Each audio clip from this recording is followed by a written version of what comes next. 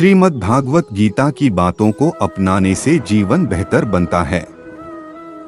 इनका अनुसरण करने से व्यक्ति के अंदर से क्रोध की भावना खत्म होती है। आइए जानते हैं गीता के कुछ उपदेशों के बारे में। भगवत गीता में भगवान कृष्ण के उपदेशों का वर्णन है। गीता के ये उपदेश श्री कृष्ण ने महाभारत युद्ध के दौरान अर्जुन को दिए गए गीता में दिए उपदेश आज भी उतने ही प्रासंगिक हैं और मनुष्य को जीवन जीने की सही राह दिखाते हैं।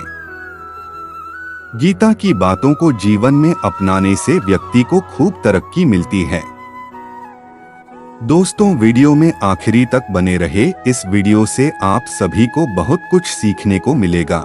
श्रीमद्भागवत गीता की बातों को अपनाने से जीवन संवर जाता है।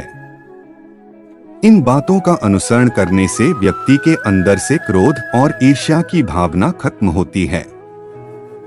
आइए जानते हैं क्या वो चीजें जिसके बारे में श्री कृष्ण ने बताया है। श्रीमद्भागवत गीता के अनुसार आनंद हमेशा मनुष्य के भीतर ही होता है, परंतु मनुष्य उसे बाहरी सुखों में ढूंढता है। भगवान की उपासना केवल शरीर से ही नहीं बल्कि पूरे मन से करनी चाहिए। भगवान का वंदन उन्हें प्रेम बंधन में बांधता है। मनुष्य अपनी वासना की वजह से ही पुनर्जन्म लेता है। मनुष्य अपनी इंद्रियों को अगर अधीन में कर ले तो उसके जीवन में कभी विकार और परेशानियां नहीं आती हैं। संयम, सदाचार, स्नेह और सेवा जैसे गुण मनुष्य में कभी भी सत्संग के बिना नहीं आते हैं। गीता में श्री कृष्ण कहते हैं कि मनुष्य को वस्त्र बदलने की जगह हृदय परिवर्तन पर केंद्रित करना चाहिए। गीता के अनुसार जवानी में जिसने ज्यादा पाप किए हैं उसे बुढ़ापे में आकर भोगना पड़ता है। श्री कृष्ण कहते हैं कि मनुष्य को स्वयं को ईश्वर में लीन कर देना चाहिए। ईश्वर के सिवाय मनुष्य का कोई नहीं होता है। इसके साथ ही यह मानकर कर्म करना चाहिए कि वह भी किसी का नहीं है। भोग से मिलने वाला सुख क्षणिक होता है, जबकि त्याग में स्थायी आनंद मिलता है। श्री कृष्ण कहते हैं कि सत्संग ईश्वर की कृपा से मिलता है, परंतु कुसंगति में भी मनुष्य अपने कर्मों से पड़ता है।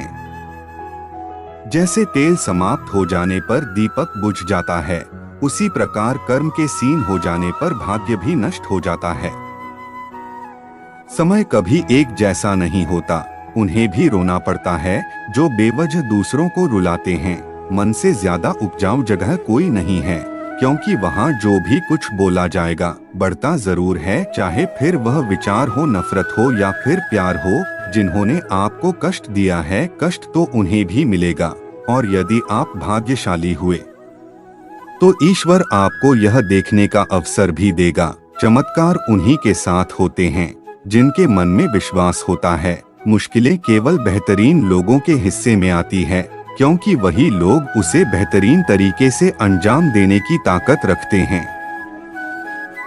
जिस परिस्थिति को बदल पाना संभव ना हो, उसको लेकर अपनी मनोज स्थिति को बदल लीजिए। कुछ हद तक समाधान अवश्य मिलेगा। जहां अपनों के सामने सच्चाई साबित करनी पड़े, वहां बुरे बन जाना ही ठीक है। अपमान का बदला झगड़े या लड़ाई से नहीं लिया जाता, बल्कि शांति से कामयाब होकर लिया जाता है। आशा और विश्वास कभी गलत नहीं होते। यह हम पर निर्भर करता है कि हमने आशा किससे की और विश्वास किस पर किया। कभी कभी आप बिना कुछ गलत किए भी बुरे बन जाते हैं, क्योंकि जैसा लोग चाहते हैं आप वैसा बन नहीं पाते। श्री कृष्ण कहते हैं कि जो लोग किसी सच्चे व्यक्ति का दिल तोड़कर किसी तीसरे के पास खुशी ढूंढने के लिए जाते हैं, वह अक्सर धोखा खाते हैं।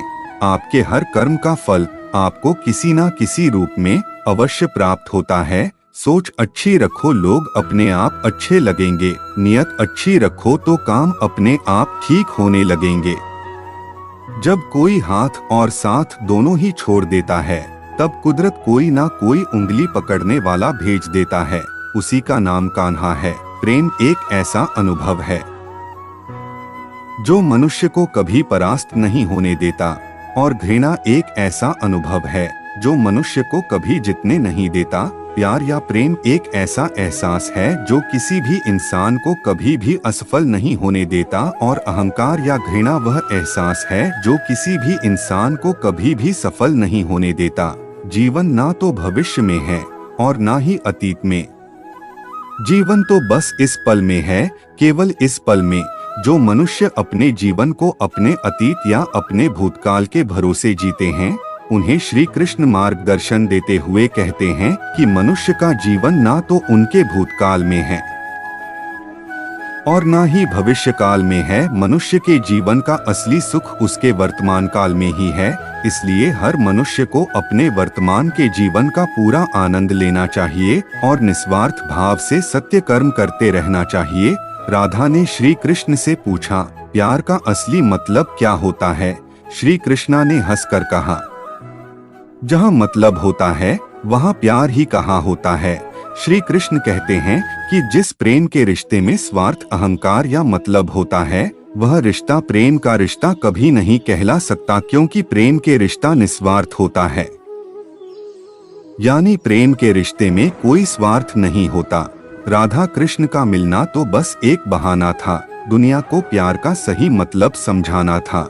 श्री कृष्ण और राधा दोनों ने ही इस पृथ्वी पर कुछ विशेष कार्य को पूर्ण करने के लिए अवतार लिया था। उन दोनों का मिलना और मिलकर बिछड़ना एक प्रक्रिया मात्र थी जो पहले से निश्चित थी, और इसी प्रक्रिया के माध्यम से उन्होंने प्रेम के वास्तविक रूप को इस संसार को समझाया। जीवन में आधे दुख इस कारण जन्म लेते हैं क्योंकि हमारी आशाएं बड़ी होती हैं।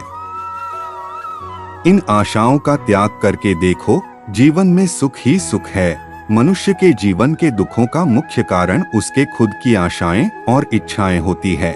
मनुष्य की इच्छाएं काफी प्रबल होती हैं, और जब मनुष्य की इच्छा के अनुरूप कार्य नहीं होता तो उसका मन दुखी होता है। अगर मनुष्य अपनी इच्छाओं का त्याग करें तो उसके जीवन में सुख के अलावा और कुछ नहीं होगा। अहंकार करने पर इंसान की प्रतिष्ठा, वंश, वैभव तीनों ही समाप्त हो जाते हैं।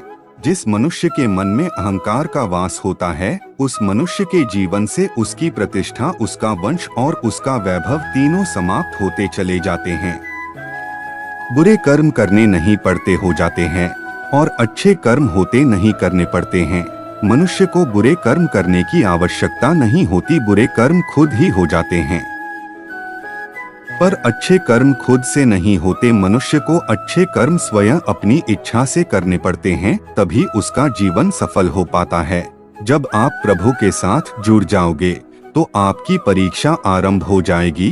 कुछ लोग इसे दुख समझते हैं तो कुछ लोग प्रभु की कृपा। सदियों से ईश्वर अपने भक्तों के परीक्षा लेता आया है, और इस परीक्षा के दौरान ईश्वर अपने भक्तों को अनेक प्रकार के कष्टों से सामना करवाता है।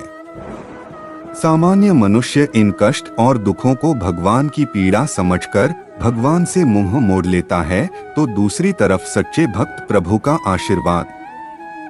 अगर मनुष्य शिक्षा प्राप्त करने से पहले अच्छे संस्कार प्राप्त करें, व्यापार करने से पहले अच्छा व्यवहार सीखे और ईश्वर को पहचानने से पहले अपने माता पिता को पहचान ले, तो उस मनुष्य के जीवन में कभी भी कोई कठिनाइयां नहीं आती है। हर कीमती चीज को उठाने के लिए झुकना ही पड़ता है। माँ और पिता का आशीर्वाद भी इनमें से एक है।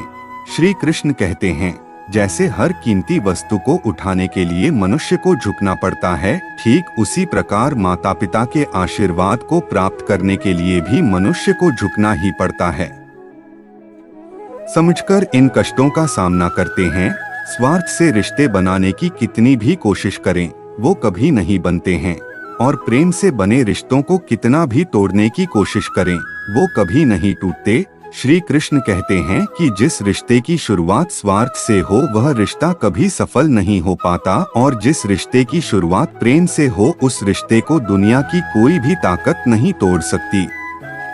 अगर व्यक्ति शिक्षा से पहले संस्कार, व्यापार से पहले व्यवहार और भगवान से पहले माता पिता को पहचान ले तो जिंदगी में कभी कोई कठिनाई नहीं आएगी, क्योंकि माता पिता का आशीर्वाद इस संसार में सबसे ज्यादा कीमती होता है।